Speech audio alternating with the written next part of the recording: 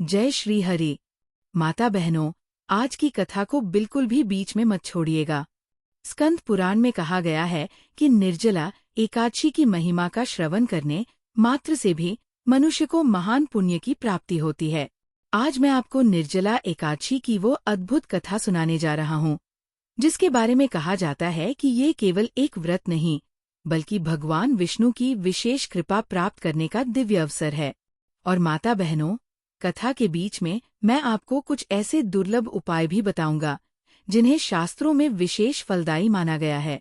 इसलिए कथा को अंत तक अवश्य सुनिएगा। माता बहनों, वर्ष भर में अनेक एकादशियां आती हैं, लेकिन उन सभी में निर्जला एकादशी का स्थान सबसे विशेष माना गया है। शास्त्र कहते हैं कि जो व्यक्ति श्रद्धा और नियम पूर्वक निर्जला एकादशी का व्रत करता है, उसे भगवान विष्णु की विशेष कृपा प्राप्त होती है। लेकिन प्रश्न ये है कि आखिर एकादशी इतनी महान क्यों है? एकादशी माता को ऐसा कौन सा वरदान प्राप्त हुआ कि आज भी करोड़ों लोग श्रद्धा से उनका व्रत करते हैं? माता बहनों, प्राचीन काल में भगवान श्रीहरि विष्णु बैकुंठ धाम में विराजमान थे। उनके समीप माता लक्ष्मी और पद्मावती बैठी थी। वातावरण अत्यंत दिव्य और आनंदमय था।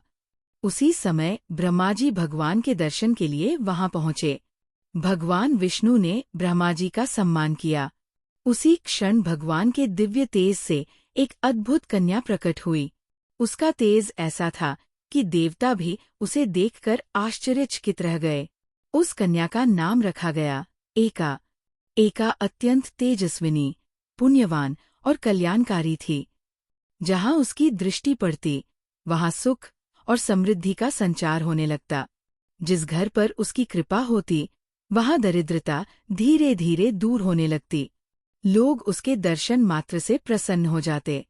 समय बीतता गया और उसके दिव्य गुणों की चर्चा तीनों लोकों में होने लगी। माता बहनों, शास्त्र कहते हैं कि जब संसार में पाप बढ़ने लगता है, जब मनुष्य धर्म और भक्ति से दूर होने लगता है, तब भगवान जीवों के कल्याण के लिए विशेष उपाय करते हैं। ऐसा ही एक समय आया जब भगवान विष्णु ने संसार के उद्धार के लिए एक दिव्य शक्ति को प्रकट किया। वह दिव्य शक्ति थी एकादशी।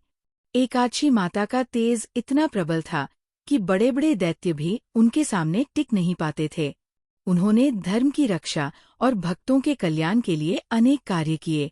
उनके तप, त्याग और भक्ति से प्रसन्न होकर भगवान विष्णु ने उनसे कहा, हे देवी, तुमने ऐसा कार्य किया है जिसे बड़े बड़े देवता भी नहीं कर सके।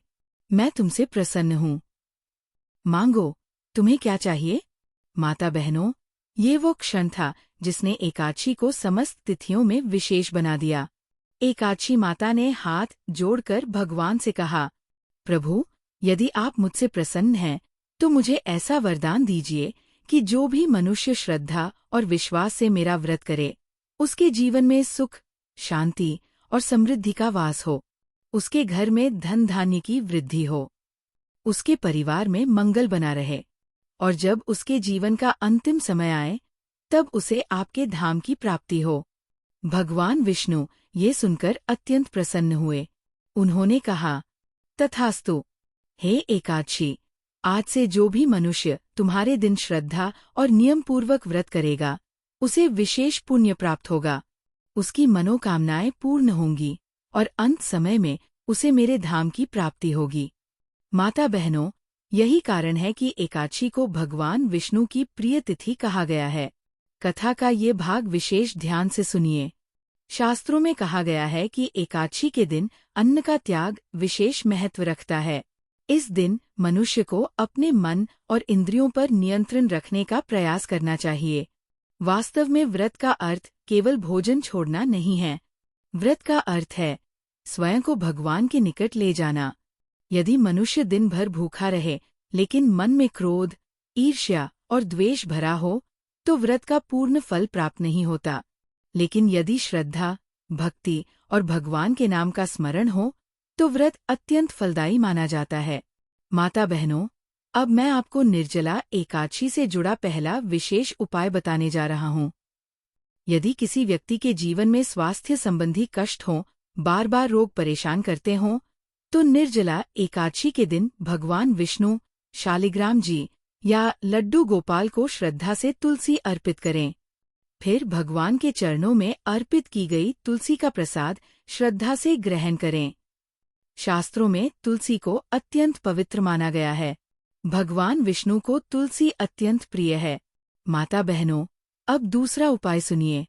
यदि घर में धन आता तो है लेकिन टिकता नहीं, बार बार अनावश्यक खर्च हो जाता है, पैसा गलत स्थानों पर चला जाता है, कर्ज बढ़ता जा रहा है या आर्थिक स्थिति कमजोर होती जा रही है, तो एकादशी के दिन गंगाजल में 7 बेलपत्र डालिए। उस गंगाजल को भगवान शिव के समक्ष ले जाइए। नंदी महाराज के चरणों में वह जल अर्पित कीजिए और बेलपत्र भगवान शिव को समर्पित कर दीजिए। शास्त्रों में बताया गया है कि इससे घर में धन का अपव्यय कम होने लगता है और आर्थिक स्थिति में सुधार आने लगता है। माता बहनों, अब तीसरा उपाय सुनिए। यदि नौकरी नहीं मिल रही, व्यापार में सफलता नहीं मिल रही, बार बार प्रयास करने पर भी कार्य नहीं बन रहा, तो एकादशी के दिन गंगाजल में 11 तुलसी पत्र डालें। उस जल को किसी भी नारायण मंदिर में श्रद्धा से अर्पित करें। कुछ समय तक वहां रखने के बाद उस जल को किसी वृक्ष की जड़ में प्रवाहित कर दें। यह उपाय नौकरी और कार्यक्षेत्र में आने वाली बाधाओं को दूर करने के लिए किया जाता है। माता बहनों, अब कथा के सबसे महत्वपूर्ण भाग पर आइए। एक बार देवताओं ने भगवान विष्णु से पूछा, प्रभु, ऐसा कौन सा व्रत है जो मनुष्य को आपके सबसे निकट पहुंचा सकता है? भगवान मुस्कुराए और बोले, एकादशी। देवताओं ने पुनः पूछा, प्रभु, एकादशी में ऐसा क्या विशेष है? भगवान ने कहा, जो भक्त श्रद्धा, विश्वास और नियम पूर्वक एकादशी का पालन करता है, उसका मन धीरे धीरे संसार की बुराइयों से दूर होकर भक्ति की ओर बढ़ता है। माता बहनों, यही कारण है कि संत महात्मा एकादशी का विशेष महत्व बताते हैं। अब एकादशी व्रत के कुछ महत्वपूर्ण नियम भी सुन लीजिए। पहला नियम, दशमी तिथि से ही सात्विक भोजन ग्रहण करें। दूसरा नियम, क्रोध, झूठ और निंदा से बचें। तीसरा नियम, भगवान विष्णु के नाम का अधिक से अधिक स्मरण करें। चौथा नियम, जरूरतमंद व्यक्ति की सहायता अवश्य करें। पांचवा नियम, एकादशी के दिन अपने हाथ से किसी वृक्ष या पौधे की पत्ती न तोड़े। जय श्री हरि।